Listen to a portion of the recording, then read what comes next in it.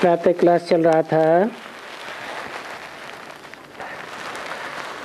7 जनवरी 1966 शुक्रवार को पहली पेज के मध्य में बात चल रही थी। अभी पढ़ाई तो वृद्धि को पाली है और बहुत ही सेंटर्स हैं जिनमें ये बात समझना है कि जरूर पाठशाला थी जिसमें बैठकर भगवान एक को तो नहीं सुनाएंगे ना, सभी वेदों ग्रंथों का सार एक को तो नहीं सुनाएंगे ना। तुम देखो कितने सुनते हो, अभी सैकड़ों हजारों सुनते हैं। पहले थोड़े सुनते थे,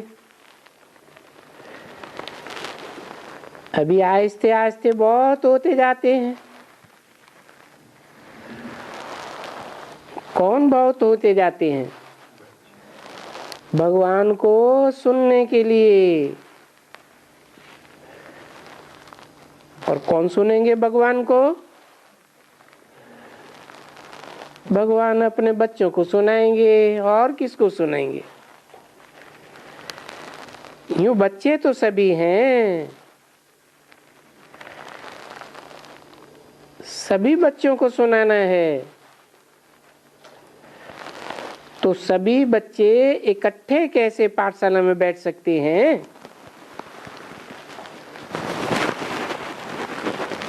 इकट्ठे बैठ सकते हैं क्या कि नंबरवार ही बैठेंगे?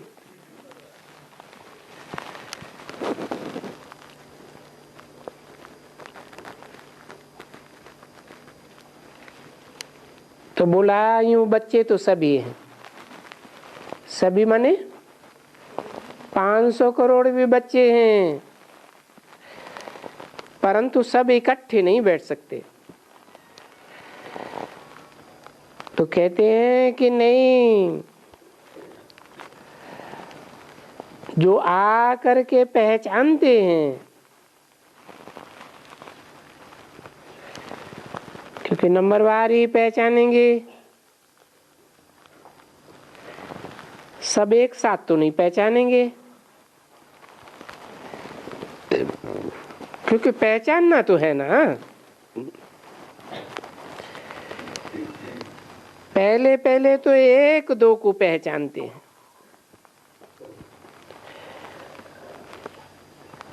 पीछे 4, 5, 8, 10, 20 ऐसे बढ़ते जाते हैं।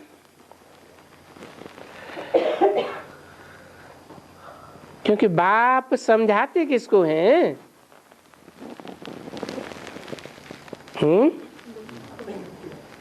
किसको? अपने बच्चों में।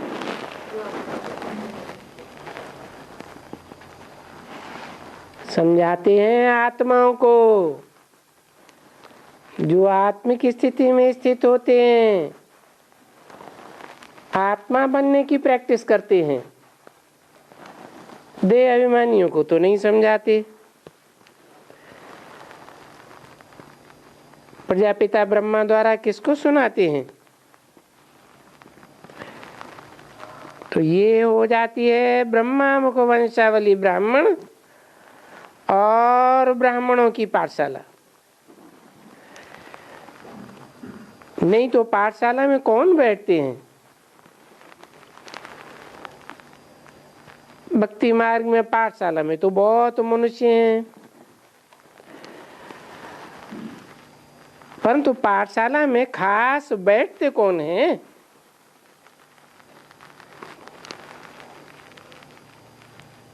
उनके जो बच्चे हैं जरूर वही बैठेंगे।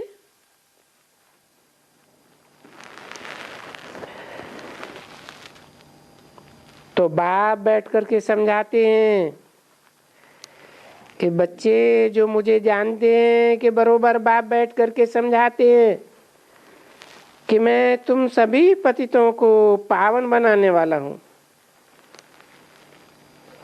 तो देखो बच्चों को भी पतित कहते हैं ना, इन पतितों को हम पावन बनाने आए हैं। किसके द्वारा? किसके मुख द्वारा? पावन बनाने आए हैं किसके मुख द्वारा है? अरे बोलो।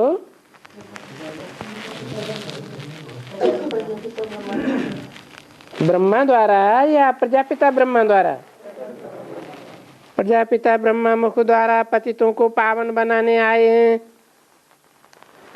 तो देखो तुम बनते हो पहले पहले हैं, तो तुम सभी ब्रह्मा मुख की वंशावली संतान हैं। बच्चों को सुनाते हैं ना, तो बरोबर ब्रह्मा द्वारा ब्राह्मण धर्म की स्थापना करना होता है।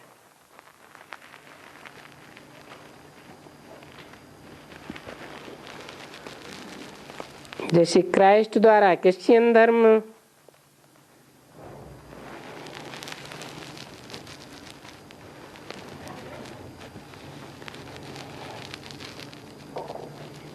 बुद्ध द्वारा बौद्ध धर्म। पहले क्राइस्ट भी तो एक था ना, तो ब्रह्मा भी तो एक होगा ना।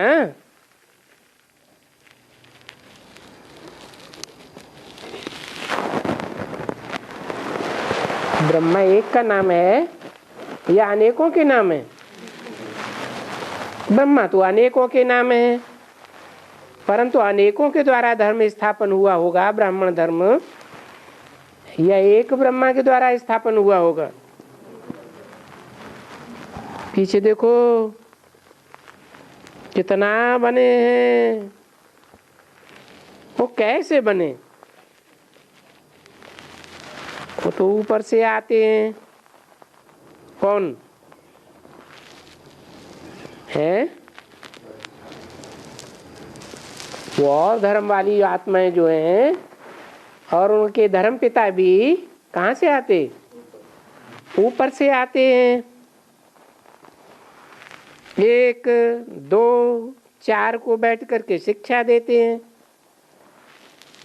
पीछे जब वृद्धि को पाते हैं तो ऊपर से जो क्रिश्चियन धर्म वाले आते हैं वो वृद्धि को पाते रहते हैं।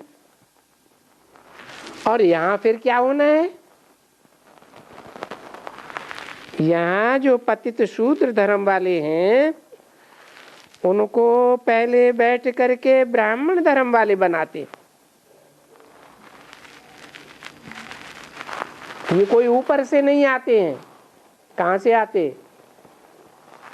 नीचे स्टेट से आते हैं कि ऊपर से आते हैं?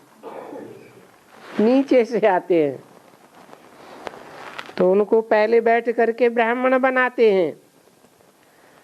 तो सिद्ध हो जावे कि परमपिता परमात्मा ने संगम युग पर पहले ब्राह्मणों का धर्म स्थापन किया।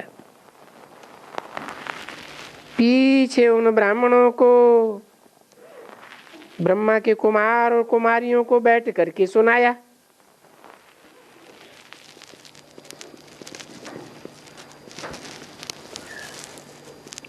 पहले क्या किया?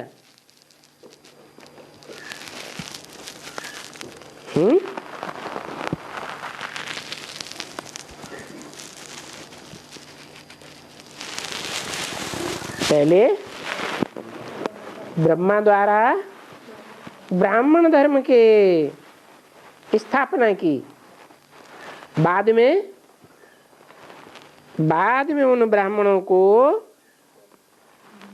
ब्रह्मा कुमार कुमारियों को बैठ करके फिर सुनाया। तो देखो अभी ये सब सुनते कौन है? ब्रह्मा मुख वंशावली, क्योंकि ब्राह्मण चाहिए। और फिर ये यज्ञ भी है, यज्ञ में भी तो ब्राह्मण ही चाहिए ना। यज्ञ में क्या करते हैं? हैं? स्वाहा,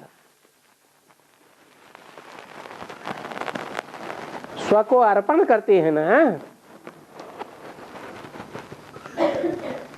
तो स्वाहा करने वाले ब्राह्मण चाहिए या शूद्र भी चलेंगे? ब्राह्मण ही चाहिए। त्यागी तपस्वी ब्राह्मणों में हो सकते हैं या शूद्रों में हो सकते हैं? ब्राह्मणों। तो ये हुए ब्रह्मा मुख वंशावली ब्राह्मण, और हैं भी संगम युग के।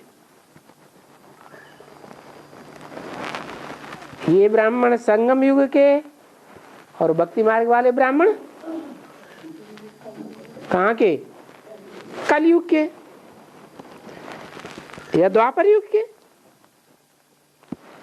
ये हैं संगम युग के ब्राह्मण और ब्राह्मणियां। तो उनकी बनती है पाठशाला।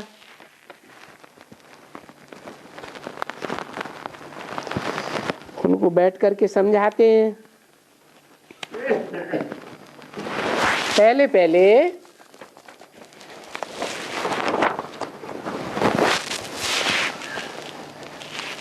ये समझाते हैं कि पहले तो ये समझो कि ये पाठशाला किसकी है?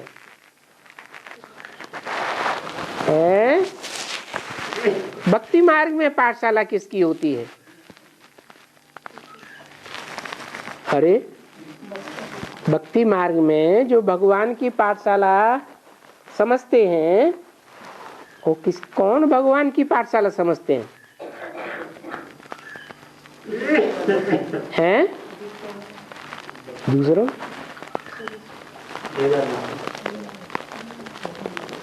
भक्ति मार्ग में जो गीता पाठशाला समझते हैं, गीता मंदिर बने हुए हैं ना,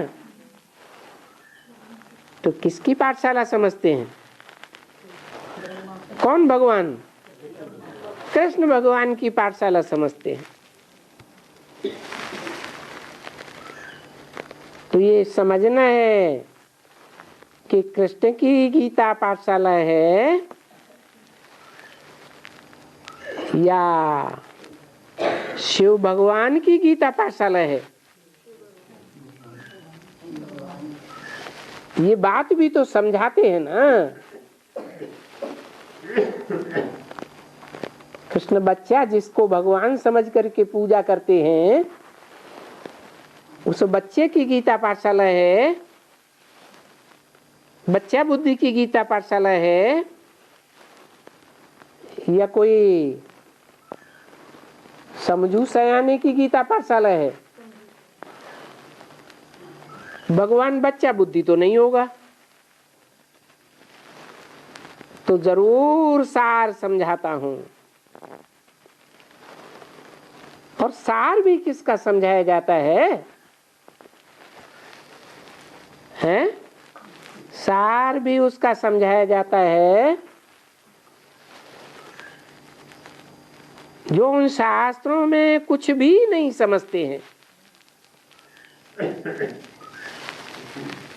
तभी तो बाप कहते हैं ना, बच्चे तुम इतने वेद ग्रंथ शास्त्र पढ़ते आए हो, परंतु इनसे तुम दुर्गति को पाए हो, क्योंकि इनमें कोई सदगति व जीवन मुक्ति का रास्ता नहीं मिला। यानी मनुष्य मुक्ति व जीवन मुक्ति चाहते हैं, और तो कोई बात का दिल में नहीं रहता है। अच्छा, कोई कहते हैं कि मन की शांति चाहते हैं, देखो आजकल बॉम्बे में मन की शांति के लिए पुस्तकनियां निकालते हैं कि मन की शांति 1 सेकंड में, या ऐसे कुछ लिखते हैं। अभी तो बच्चों को समझाया हुआ है कि मन बुद्धि ये है आत्मा की सूक्ष्म कर्मेंद्रियां। क्या कहा? मन बुद्धि को भी क्या बता दिया? स्थूल कर्मेंद्रियां नहीं, स्थूल कर्मेंद्रियां भी 2 प्रकार की होती हैं कि 3 प्रकार की होती हैं? 2 प्रकार की, एक ज्ञानेंद्रियां और एक कर्मेंद्रियां। परंतु मन बुद्धि है सूक्ष्म इंद्रियां,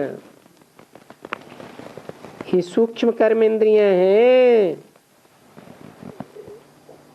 और ये है स्थूल। कौन सी है स्थूल? जो देखने में आवे, पकड़ने में आवे, वो हो गई स्थूल ज्ञानेंद्रियां और कर्मेंद्रियां। और जो न देखने में आवे न पकड़ में आवे, वो हो गई सूक्ष्म। कौन कौन? मन और बुद्धि।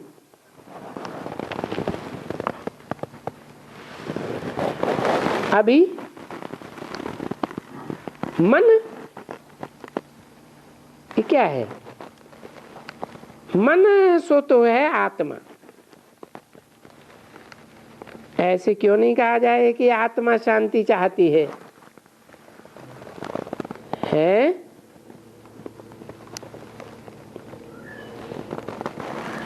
क्यों नहीं कहा जाए? अरे आत्मा तो असली स्वरूप में परम धाम में किस रूप में होती है? शांत स्वरूप होती है। चाहती क्या? वो तो है ही शांत स्वरूप। मनुष्य ही आकर के कहते हैं कि मेरे मन को, ऐसे नहीं कहते कि मुझे आत्मा को शांति चाहिए। है? किसको चाहिए? मन को चाहिए, बुद्धि को चाहिए, ऐसे कहते हैं क्या? किसको शांति चाहिए?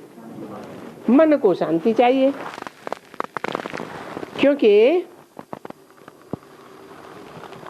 मन अशांत है तो आत्मा को भी अशांति है।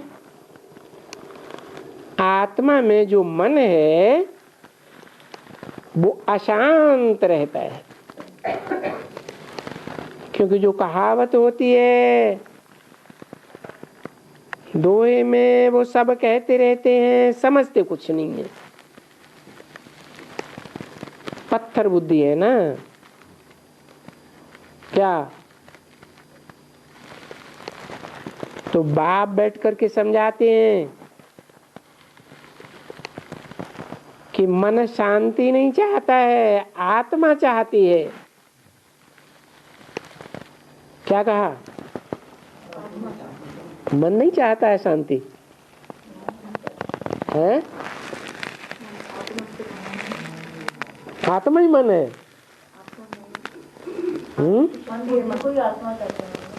अच्छा, मन शांत और अशांत होता है या नहीं? और आत्मा वो भी शांत और अशांत होती है। लेकिन मन की शांति क्यों कहते हैं? आत्मा चाहती है कि मुझे मन बड़ा तंग करता है? तो कंट्रोल किसको करना है? आत्मा को कंट्रोल करना है या मन को कंट्रोल करना है? बड़ा तंग करता है। संकल्प विकल्प यहाँ वहाँ कहाँ के आते रहते। तो इनको शांति कैसे मिले? है? कैसे मिले? कोई तरीका बताया? अरे ब्राह्मणों को क्या तरीका बताया?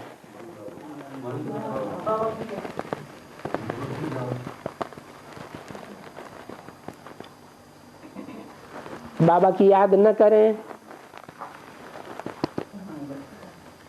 आत्मा की याद करें तो नहीं चलेगा, हैं?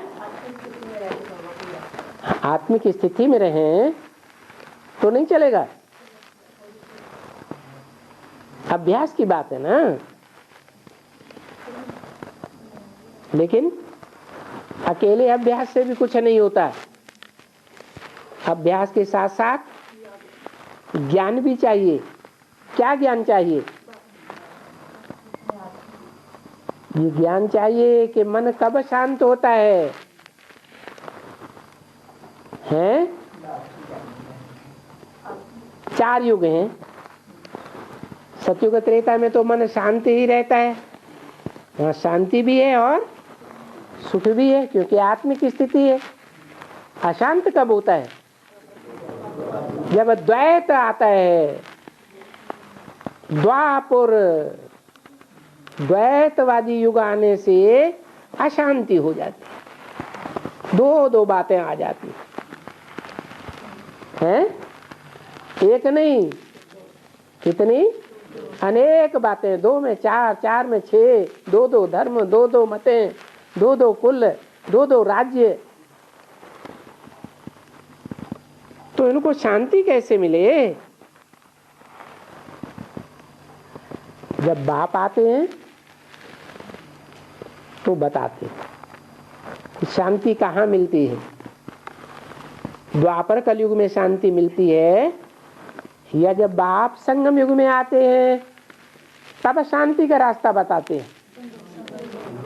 हैं कि 2 ही तरीके हैं शांति प्राप्त करने के, मन एकाग्र करने के।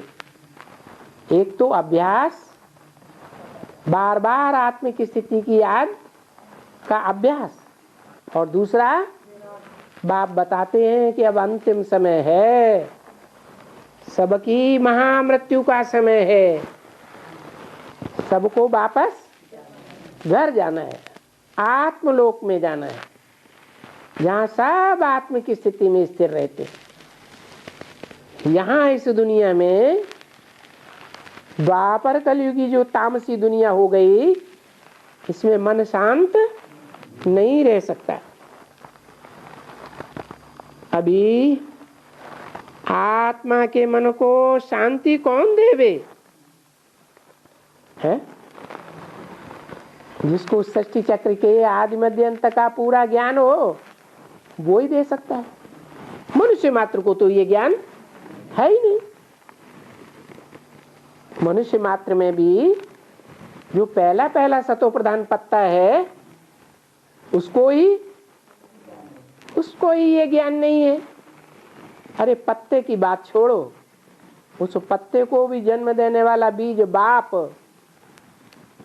वो भी शांत नहीं है, तो कौन शांति देवे? है एक ही बाप है जो इस सृष्टि में जन्म मरण के चक्र से न्यारा है। तो वही शांति दे सकता है, आत्मा तो नहीं दे सकती, क्योंकि सभी आत्माओं का मन अशांत है। क्या? सभी आत्माओं का मन अशांत है। एड़ी से लेकर चोटी तक जो भी आत्मा है इस संसार सागर में सब अशांत हैं। सन्यासी भी आते हैं, बोलते हैं कि मन की शांति चाहिए, यानी आत्मा में जो मन है, तो ऐसे नहीं कहते हैं मुझे आत्मा के मन को शांति कैसे मिले। है तो भल कहें, अच्छा भाई ठीक है, ये राइट बोलते हैं, पर ये राइट तो कुछ भी जानते ही नहीं है कि इन सब बातों से राइट क्या है। तो बाप बैठ करके समझाते हैं। अभी कोई कहे मेरे मन को शांति चाहिए, आत्मा कहती है मेरे मन को, क्या कहा है? आत्मा कहती है मेरे मन को शांति चाहिए, तो ये कहती है तो आत्मा कहने वाली है ना, शरीर तो नहीं कहता है, शरीर कहता है, आत्मा कहती है। शरीर भी दो प्रकार का होता है, एक सूक्ष्म शरीर, एक स्थूल शरीर। स्थूल शरीर में भी आत्मा और सूक्ष्म शरीर में भी आत्मा होती है। हाँ,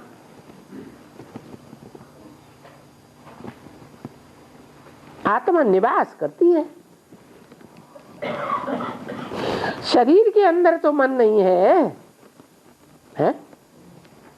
कैसे साबित करेंगे कि शरीर के अंदर मन नहीं है? हैं? शरीर के अंदर क्यों नहीं?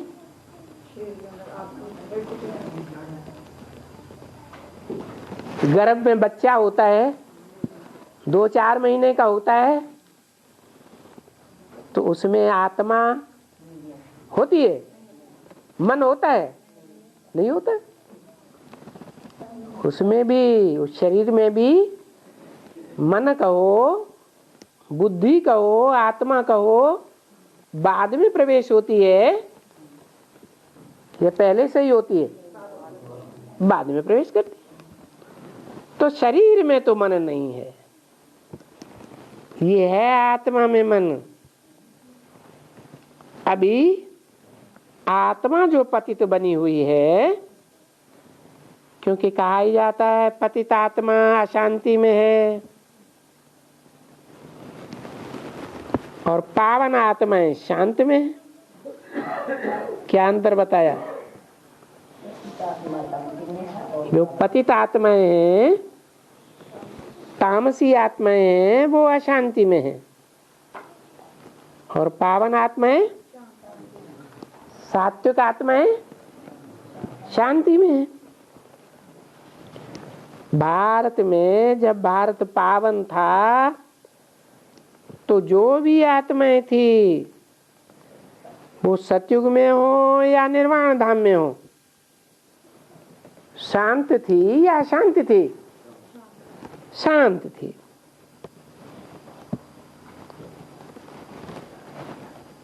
तो आत्मा कहती है कि हम सतयुग में भी शांत थे, सुखी थे,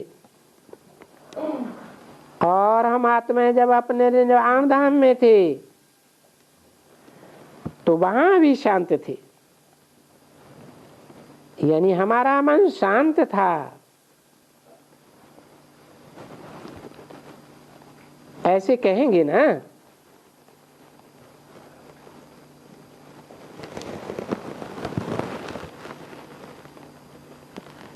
अब ये कौन कहता है कि मेरे मन को शांति चाहिए? है देह अभिमानी, देह अभिमानी आकर के देह अभिमान से कहते हैं क्या? देह का जब अभिमान चढ़ जाता है तो देह अभिमानी आकर के देह अभिमान से कहते हैं कि मेरे मन को शांति चाहिए। अगर आत्मा अभिमानी बन जाए, आत्मा बन जाए, आत्मिक स्थिति में स्थित हो जाए, तो कहेंगे मेरे मन को शांति चाहिए। अभी देह को तो कोई मन है नहीं, आत्मा को तो मन है, अर्थात उनको आत्मा का ज्ञान भी नहीं है। किनको?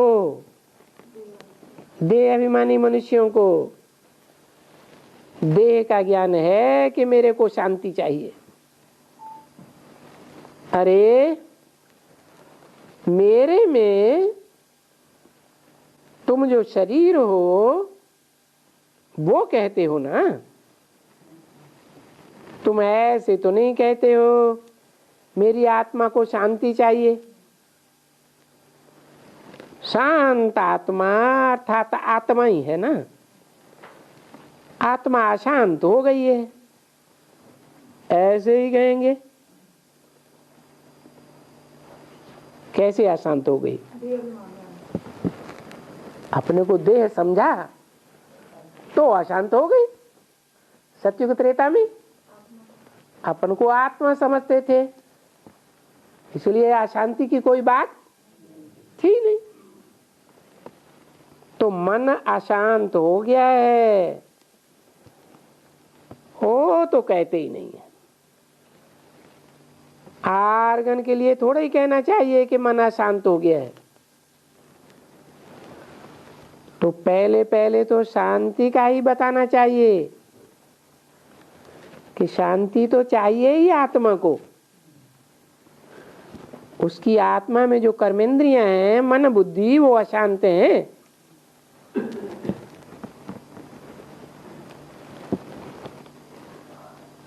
क्यों अशांत हैं?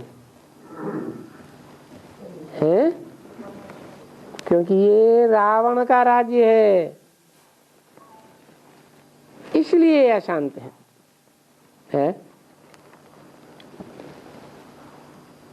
जो मन बुद्धि अशांत है उसका कारण क्या बताया? रावण के राज्य में है, रावण के बंधन में है, राम के बंधन में नहीं है। क्या अंतर है रावण के बंधन में और राम के अंडर में? अंतर क्या है? रावण 10 मुखों वाला, राम से 1 मुख से। तो उसमें क्या अंतर होता है? 10 मुखों वाला, 8 मुखों वाला, 1 मुख वाला शांति होगी है। 10 मतों से चलेंगे तो अशांति। हाँ, एक मत पर रहेंगे तो अशांति का सवाल ही नहीं। अच्छा, इनको शांति चाहिए तो शांति का सागर तो बाप है ना, जो बेहद का बाप, सबका बाप है। तो सबको चाहिए, या एक को शांति नहीं चाहिए है? सबको चाहिए। तो बरोबर सबको शांति देने वाला कौन हुआ? एक ही परमपिता परमात्मा है, जिसको हम कहते हैं कि ये जो दुख है या शांति है, तो चलो शांति धाम में चलो। कैसे चले? है? मन बुद्धि से चले, सुसाइड कर लें। हाँ, सुसाइड करने के बाद भी सूक्ष्म शरीर तो साथ में रहेगा ही। सूक्ष्म शरीर माना सूक्ष्म देवान, सूक्ष्म तो और भयंकर हो जाता है। तो मन भयंकर हो जाएगा या शांत हो जाएगा? और भी भयंकर हो जाएगा। लेकिन भले तुम यहां भी शांत हो सकते हो, है? परमधाम में जाओ या न जाओ, यहां भी यहां शांत हो सकते हो कि नहीं हो सकते? कौन? तुम? ये नहीं, इनके फॉलोअर नहीं, वो नहीं, तुम यहां भी शांत हो सकते हो। और ये और वो और उनके फॉलोअर्स यहां शांत नहीं हो सकते। क्यों नहीं हो सकते हैं? इसलिए नहीं हो सकते कि वो ऐसी प्रैक्टिस करने में सक्षम आत्माएं हैं ही नहीं, जो योग बल के द्वारा यहाँ ही इसी दुनिया में देवान को अपनी स्वेच्छा से त्याग दे। तो तुम यहां भी शांत हो सकते हो। अगर अपने शरीर से अपने को अलग कर देंगे कि हम तो आत्मा हैं, तो तुम यहां भी शांत हो सकते हो, क्योंकि तुम जानते हो है हमारा तो स्वधर्म ही शांत है। इनका, इनके फॉलोअर्स का, किनका? ब्रह्मा का, ब्रह्मा के फॉलोअर्स का, और कोई भी जो भी धर्म वाले हैं उनका स्वधर्म शांत नहीं है। अगर स्वधर्म ही शांत होता, उनका अपना धर्म ही शांत का होता, तो यहां ही शांत हो जाते। ऐसे नहीं कि परम धाम में जाते तभी शांत हो पाते। तो विशेषता किसकी हुई है? किनकी? तुम सन्मुख बच्चे जो बैठे हुए हो, उनकी ये विशेषता हुई कि तुम इसी दुनिया में रहकर शांत हो सकते हो। परंतु हम शांत तब हैं जबकि हम शांति धाम में हैं। हम भी शांत हो तो सकते हैं, लेकिन इस दुनिया में मन बुद्धि बनी रहे तब शांत हो सकते हैं, या शांति धाम में हमारी मन बुद्धि चली जाए तब शांत हो सकते हैं। और फिर जब हम सुख धाम में हैं तब भी मेरे को सुख है, 100% सुख है, या कुछ दुख भी है? 100% सुख तो शांति भी जरूर होगी। ऐसे नहीं कहेंगे कि आत्मा को शांति है। शांति तो सच्ची वही है जहाँ के हम रहते हैं, कुछ बोलते नहीं है। हम कहाँ रहते हैं? शांति धाम में रहते हैं, लेकिन वहाँ कुछ बोलते नहीं है, यानी कर्म इंद्रियां ही नहीं है। बोलेंगे कब? बोलेंगे तब जब मुख होगा, मुख की कर्मेंद्रिय होगी। अच्छा, फिर है सुख, फिर है दुख। पहले शांति धाम, फिर सुख धाम, फिर दुख धाम। क्योंकि आत्मा को तो शरीर को कर्मेंद्रियों से काम करना होता है ना।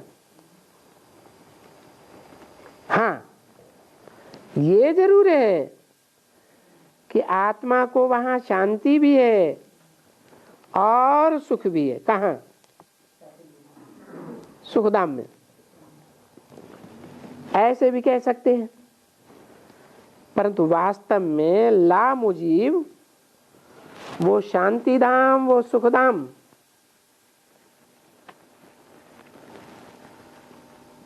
वो शांति धाम और वो सुखधाम। क्योंकि वहां कर्मेंद्रियों को, कहा वहां कर्मेंद्रियों को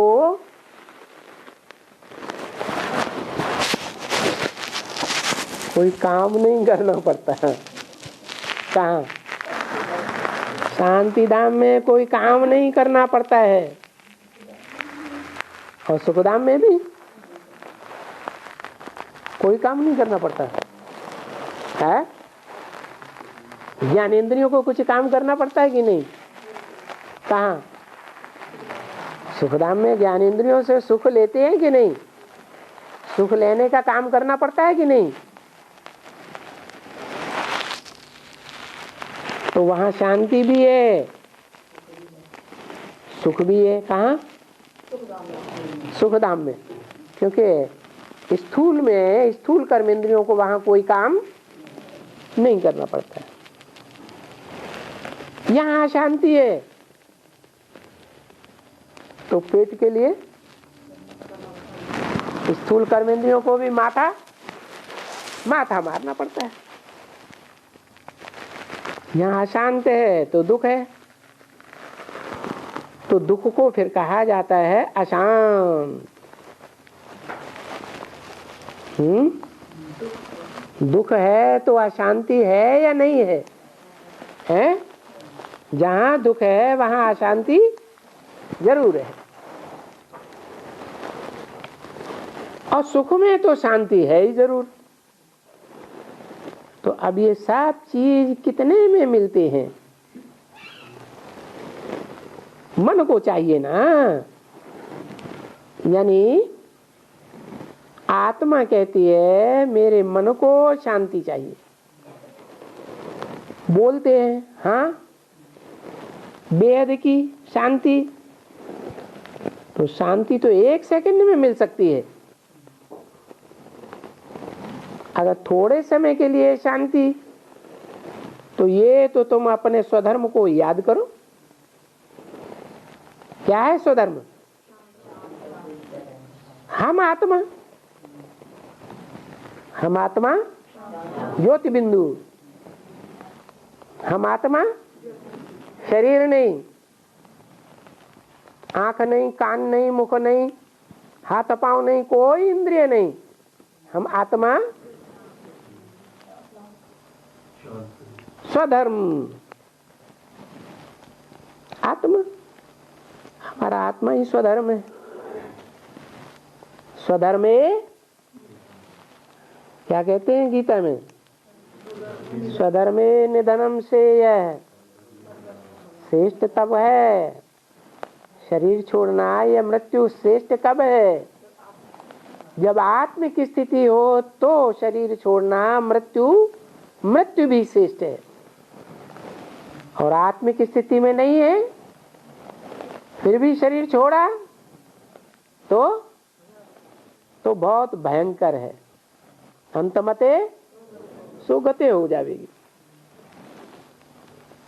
स्वधर्म की बजाय कहाँ चले जाएंगे? परधर्म में और धर्मों में चले जाएंगे। और धर्मों माने चंद्रवंश में चले जाएंगे, इस्लामी, बौद्धिक, क्रिश्चियन आदि कोई भी धर्म में चले जाएंगे। वो श्रेष्ठ धर्म नहीं है। श्रेष्ठ धर्म क्या है? स्वधर्म।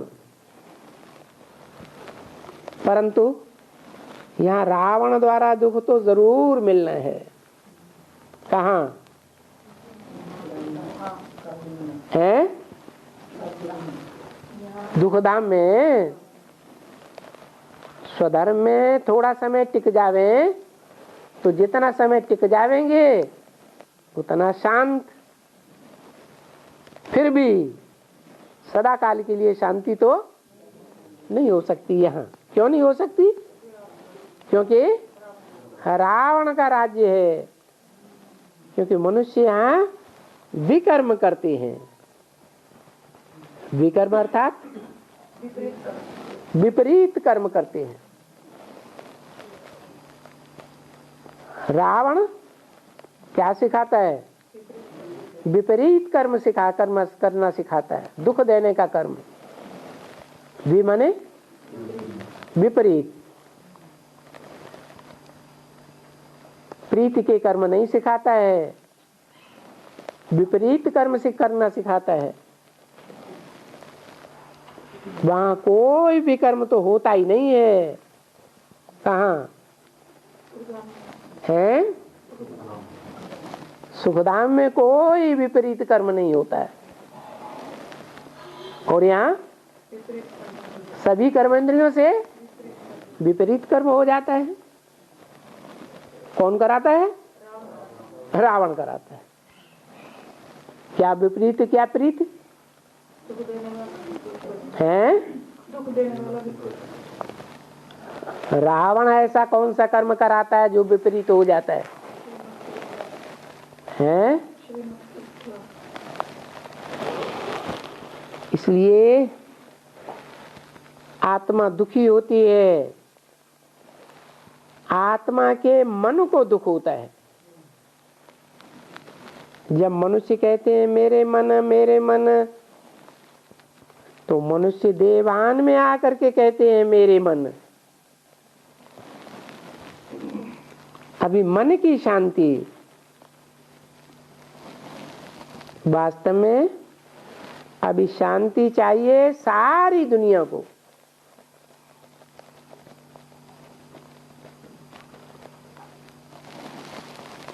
सात 166 की वाणी का तीसरे पेज में मध्यादि,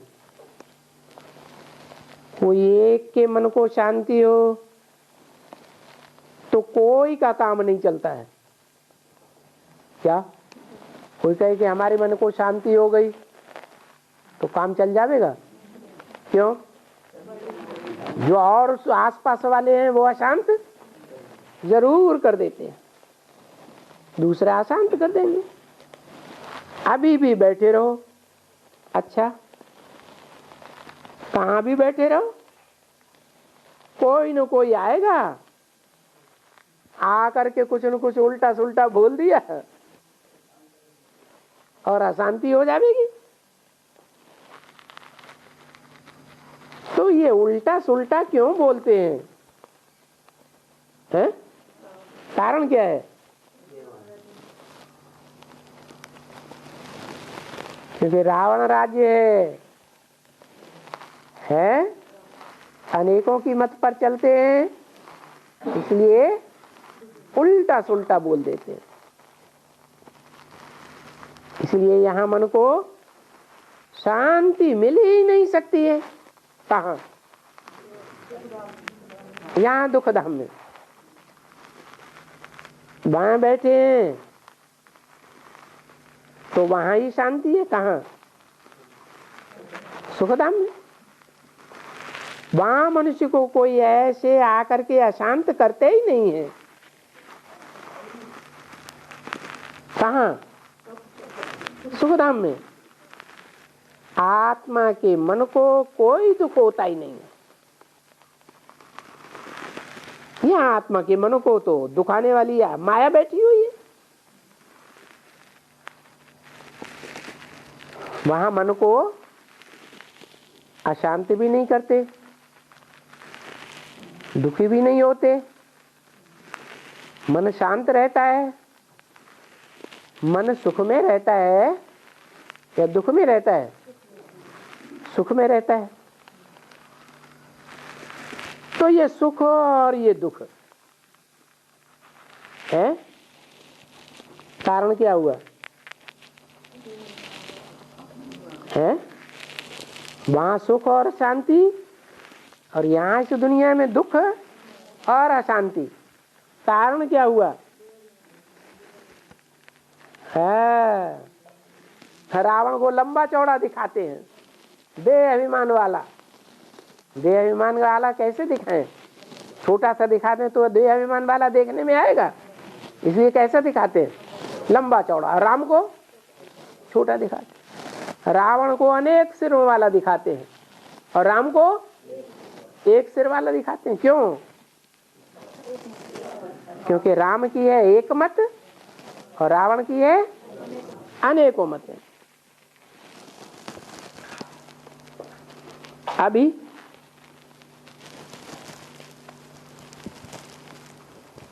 राम सुख देते हैं या रावण सुख देते हैं या कोई और है जो सुख देते हैं? हैं? अभी कौन सुख शांति देते हैं? रावण देते हैं न, राम सुख शांति देते हैं। जो त्रेता में जिनका नाम राम पड़ा ना, रावण सुख देते हैं, वो तो सुख देते ही नहीं। अभी कौन देते हैं? तुम बच्चे जानते हो कि शिव बाबा है जो हमको सुख देते हैं। और शिव बाबा इस सृष्टि पर सदा कायम है या कभी है कभी नहीं है? सदा कायम है। सदा कायम है तो संगम युग में है या नहीं है? संगम में है कौन? शिव बाबा, शिव बाबा जिसे हम कहते हैं वो सिर्फ बिंदु आत्मा है या शरीर वाला है? निराकार साकार का मेल है। तो कभी जो भासता है कि ये मत साकार की है, ये मत निराकार की है, ऐसे भासता है या नहीं है? किसी को ना भासता हो कभी तो बताए। अभी सभी को ये भासता है कभी कभी क्या कि ये मत है निराकार की नहीं हो सकती, ये मत तो साकार की है। तो ये राइट बात है या रंग बात है? राइट बात है, रंग है। रंग है तो कैसे? कहती है तो मुझे ये सोचना है कि ये हमेशा शिव बाबा ही कहते हैं। तो गलती सोचने समझने वाले की हुई या शिव बाबा की हुई? शिव माने ज्योति बिंदु और बाबा माने साकार। तो अभी सुख बाप देते हैं।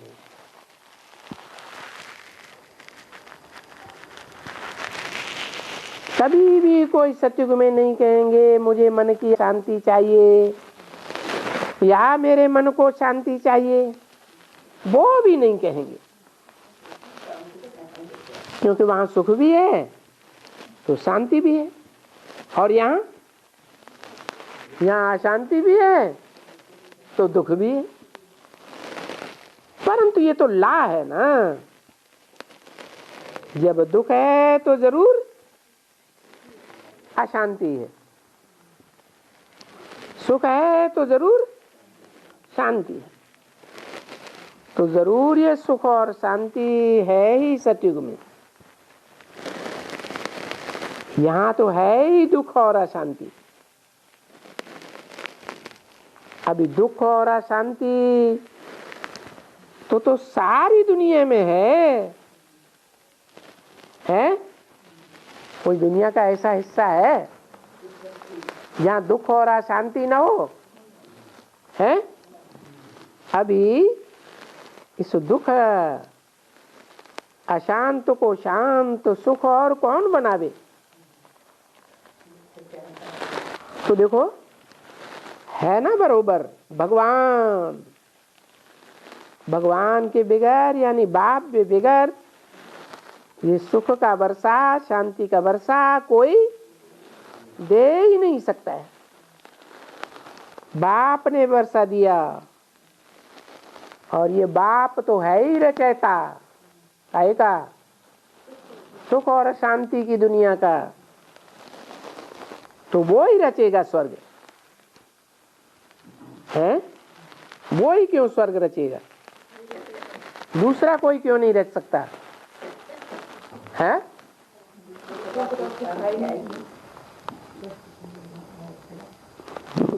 दूसरी दुनिया में कहते हैं कि हमको तो इसी दुनिया में स्वर्ग है।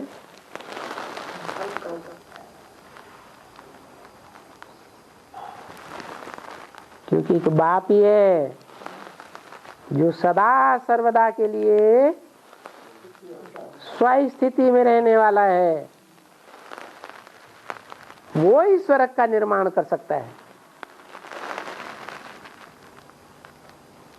सदा सर्वदा के लिए स्व स्थिति में रहने वाला अभी कोई है ही नहीं।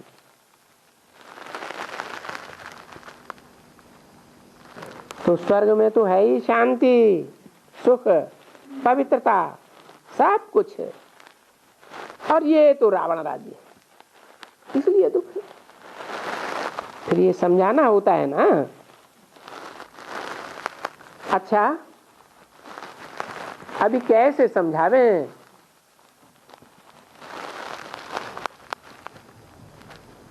क्यों ब्रह्मा कुमारियों को कहाँ भी ये भाषण करने में अड़चन डालते हैं?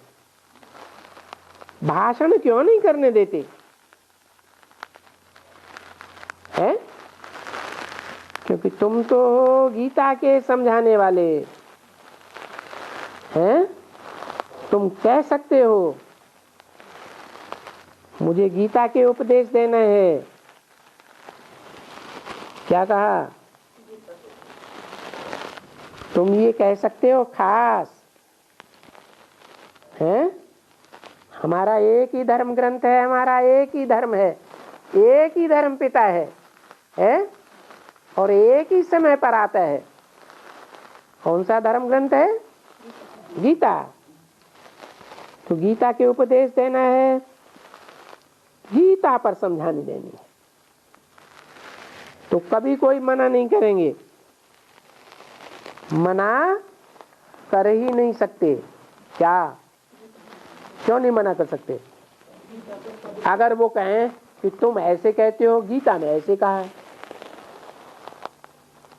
कहें या न कहें? हैं? मान लो वो गीता में से निकालें ऐसे शब्दों को जहां से ये साबित होता है कि भगवान सर्वव्यापी है? इसी विभू शब्द का अर्थ वो कहते हैं सर्वव्यापी। तो परमात्मा की याद सर्वव्यापी है, हम उल्टा बोलेंगे। कैसे? वो भी तो बड़े होशियार होते हैं, वो पूछेंगे कैसे, तब क्या जवाब देंगे?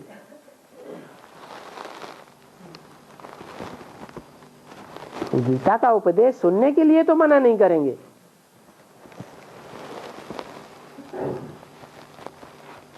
ये क्यों इनको अलाउ नहीं करते हैं?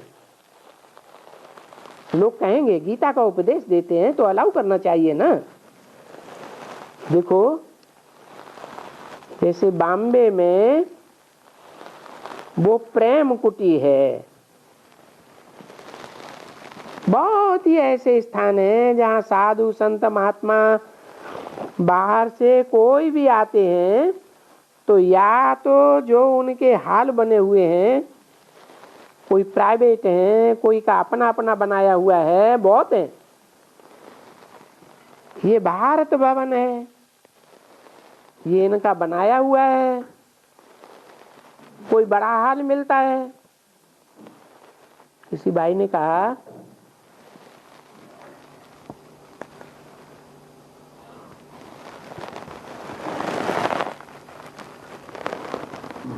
मुंशी का हाल, अच्छा वहां भाषण करने क्यों नहीं आने देते हैं? साधु संत कोई भी आवे तो भाषण तो सभी करते हैं आकर के। कोई सन्यासी को कभी नहीं कहेंगे कि तुमको 800 रुपए देना होगा या 50 रुपया देना पड़ेगा तब तुमको ये हाल मिलेगा भाषण करने के लिए। साधु संतों को तो अलाउ करते हैं, कभी भी नहीं कहेंगे। फिर तुमको क्यों नहीं करने देते हैं? तुम भी कहां भी जा सकती हो, जा करके वो जो हाल के बड़े होते हैं उनको बोलो हमको गीता के ऊपर भाषण करना है। फिर गीता के जो श्लोक हैं उनमें एक एक श्लोक के अर्थ को अच्छी तरह से समझ करके ग्रहण करना पड़े। तो वो फिर बहुत डिबेट करते हैं, भाषण करना है। जबकि सन्यासी साधु संत आते हैं तो हमारे से फी तुम क्यों मांगते हो, हमसे क्यों फी मांगी जाती है? हम फ्री करते हैं, हम कोई से पैसा तो मांगते, भाषण का पैसा नहीं मांगते। तुम कोई पैसा लेते भी नहीं हो, बाहर वालों से पैसा लेते हो? नहीं लेते हो। वो तो फिर भी कुछ पैसा ले जाते हैं, कौन? साधु संत महात्माएं। हम तो पैसा भी नहीं लेते हैं, हम गीता पर ही भाषण करेंगे। क्या? हम टैली करके देख लो कि हम जो बात बोलते हैं वो गीता पर बोलते हैं, गीता को छोड़ करके दूसरी बात बोलते हैं। तो झट गीता पर भाषण करके और पहले ही पहले तुम बच्चों को समझाना है कि पहले समझना है कि भगवान किसको कहा जाता है। क्या? भगवान साकार को कहा जाता है, सिर्फ निराकार को कहा जाता है, या निराकार साकार के मेल को कहा जाता है? पहली पहली बात क्या समझाओ, भगवान किसको कहा जाता है? ओम शांति।